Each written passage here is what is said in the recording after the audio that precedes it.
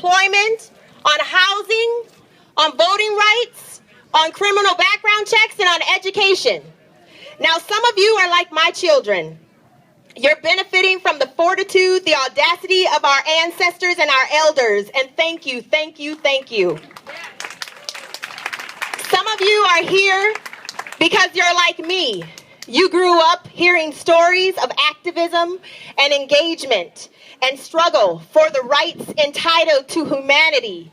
And yet, specifically, African Americans organized 50 years ago to march on Washington for jobs and freedom.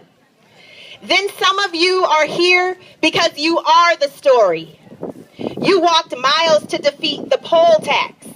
You flyered neighborhoods to grow a movement. You were there in 1963, and we are honored to stand beside you in 2013. These are the stories. These are the lessons, if you will, that are needed, the foundation of our education system today. These stories remind us why the education gap does not define us as a people, as African American people. That education gap does not define us as a people. The education gap is not our legacy. It will never define us, and I'm going to tell you 3 reasons why. Number 1, we will name the education gaps and say it loud and say it with me. Any gap for another is our gap together. Say it with me.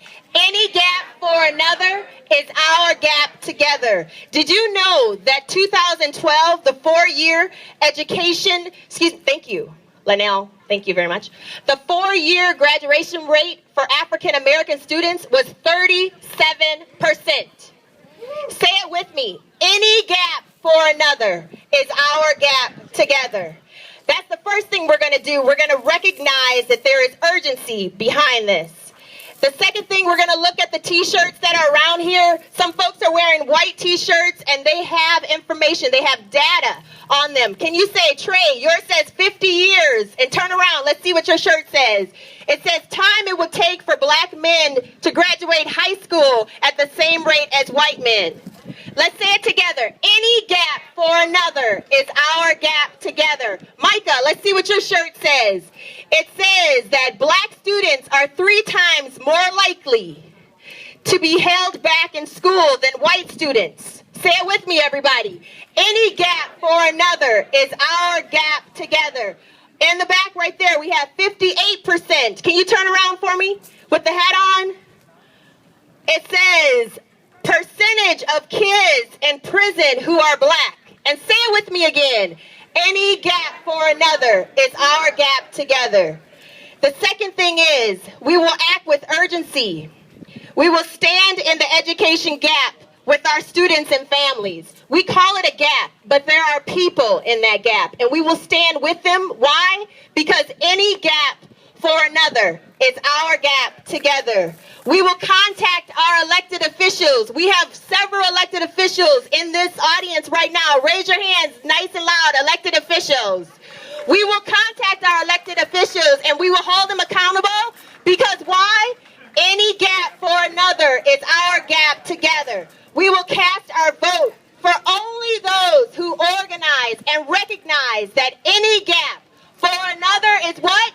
Our gap together. And lastly, number 3, we will march forward to activism for change rather than march today and wait for the change.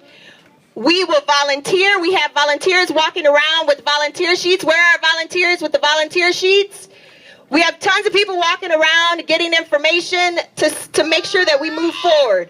Now I ask you to think about the education gap and recognize the urgency. Recognize that we need to name the gaps. Recognize that we need to march forward for activism for change. I want to thank you so very much for being here. Recognizing that this is about people, our neighbors, our friends, our family, and this is what we're saying together, that any gap for another is our gap together. Give yourselves a hand.